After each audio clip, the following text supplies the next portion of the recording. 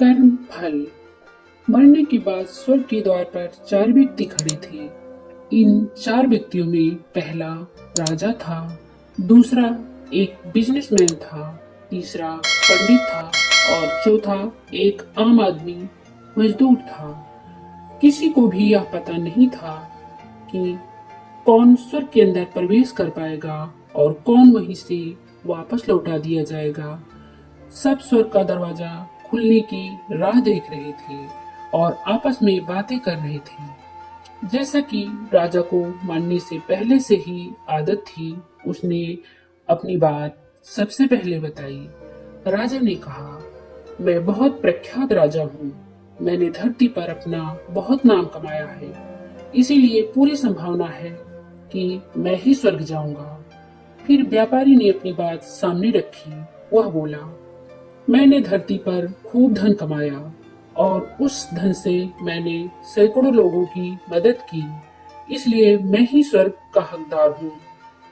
अब बारी थी पंडित की, तो पंडित ने मुंह खोला और सबको यह कहा, चाहे तुम जो सोच लो, लेकिन यह बात तो तय है कि स्वर्ग के दरवाजे खुलेंगे तो मेरे लिए ही। सब जानते हैं कि पंडित दिन रात भगवान को याद करते हैं, लेकिन स्वाभाविक है कि स्वर्ग में पंडित का स्वागत किया जाए। जब सब ने अपना अपना पक्ष रख दिया, तब सबकी नजर उस मजदूर पर थी जो चुपचाप अपनी नजरें नीचे झुकाए बिना कुछ बोले वहीं पर खड़ा रहा। स्वर्ग का दरवाजा खुला और वहां पर एक देवदूत आकर खड़ा हो गया। देवदूत के हाथों में एक पुस्तक थी जिसमें इन सभी के कर्मों के बारे में लिखा हुआ था।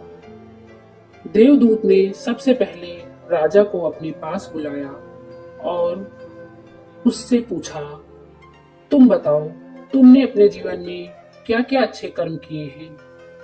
मैं उन्हें इस पुस्तक में देखकर फैसला करूंगा कि तुम्हें अंदर आने देना है या नहीं। राजा ने कहा, मेरा राज जितना बड़ा था उतना ही समृद्ध था और मेरी राज के सभी लोग खुशहाल थे। सभी बड़े आनंद से रहते थे। मैंने उन्हें कभी किसी भी चीज की कमी नहीं होने दी। यही मेरे अच्छे कर्म हैं। देवदूत ने अपने पुस्तक में देखा और देखने के बाद राजा से कहा, तुम सच बोलते हो। तुमने अपने राज की प्रजा को बहुत सुखी रखा था, लेकिन तुमने अपने राज की सीमा को बढ़ाने के लिए जितने युद्ध किए, उन युद्ध की वजह से हजारों सैनिक ने अपनी जान गंवा दी। उन हजारों सैनिकों के परिवार के दुख का कारण तुम बने थे, इसीलिए तुम स्वर्ग में नहीं आ सकते। अब बारी थी व्यापारी की। व्यापारी से जब देवदूत ने पूछा कि तुम्हारे अच्छे कर्म क्या हैं, तब व्यापारी ने उससे कहा, मैंने सैकड़ों लोगों को खाना खिलाया है, कई आश्रमों में दान दिया है, कई निराश्रित लोगों के लिए घर बनाकर दिया है। यह मेरे अच्छे कर्म हैं। देवदूत ने फिर से अपनी पुस्तक में ध्यान से देखा और देखने के बाद व्यापारी से कहा, तुम्हारा कहना भी ठीक है कि तुमने बहुत दान धर्म किया है, लेकिन यह दान धर्म तुमने जिन पैसों से किया है, उन पैसों को कमाने के लिए तुमने न जाने कितनी झूठ बोले हैं, कितनी हेरा फेरियां की हैं और कितनी मिलावटें की हैं, इसलिए तुम भी स्वर्ग में नहीं आ सकते। जब पंडित से यही सवाल किया गया, तो पंडित ने बड़े ही आत्मविश्वास के साथ कहा, मैंने अनगिनत लोगों को ज्ञान दिया है, हजारों यज्ञ और पूजाएं की हैं और दिन रात भगवान का जाप किया है। इससे अच्छे कर्म और क्या ही हो सकते हैं। देवदूत ने अपनी पुस्तक के अंदर झांक कर देखा और पंडित से कहा, आपने जितने भी लोगों को जो भी ज्ञान दिया है, उन बातों पर खुद कभी अमल नहीं किया। आपने यज्ञ, पूजा या भगवान का नाम निस्वार्थ भाव से कभी नहीं लिया, इसीलिए आपका भी स्वर्ग में आना प्रतिबंधित है। मजदूर यह देखकर हैरान था। वह अब तक जिसे महान समझता आ रहा था, उसकी व्याख्या स्वर्ग के दरवाजे पर आकर बदल गई थी। धरती पर जिन कामों को अच्छा समझा जाता है, उनका यहाँ पर कोई मूल्य नहीं था। यमदूत ने जब इस मजदूर को अपने पास बुलाया और इससे पहले कि वह उससे उसके अच्छे कर्मों के बारे में पूछता, मजदूर बोल पड़ा, प्रभु, मैं जानता हूँ कि मैं भी स्वर्ग में आने के लायक नहीं हूँ, लेकिन फिर भी एक बार बाहर से ही स्वर्ग को झांक कर देखना चाहता हूँ। बस इससे ज्यादा मेरी कोई इच्छा है ही नहीं, क्योंकि ऐसी इच्छा पालने के लिए मैंने जीवन में कुछ भी नहीं किया है। मैं पूरा दिन मेहनत करता और जो भी पैसा कमाता उन्हें अपने परिवार के पालन पोषण में खर्च कर देता। इसलिए दान धर्म के लिए कुछ बचता ही नहीं।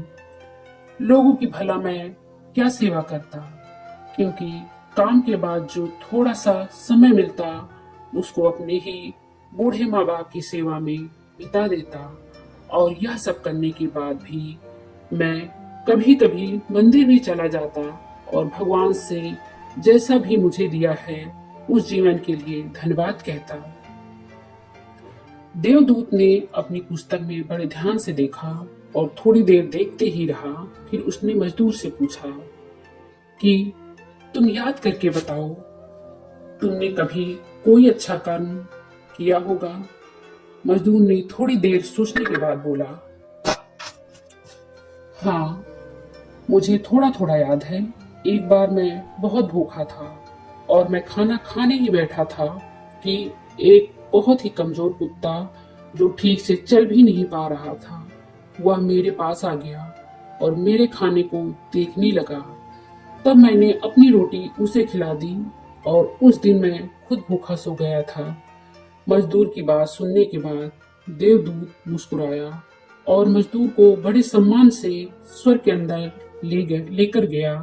दोस्तों, अच्छे कर्म लोभ, मोह, माया इन सब भाव में आकर नहीं किए जाते और ना ही उन्हें अच्छे कर्मों की श्रेणी में गिना जाता है। निस्वार्थ भाव से किया गया एक ही अच्छा कर्म भी आपके जीवन के सारे पाप धोने की शक्ति रखता है।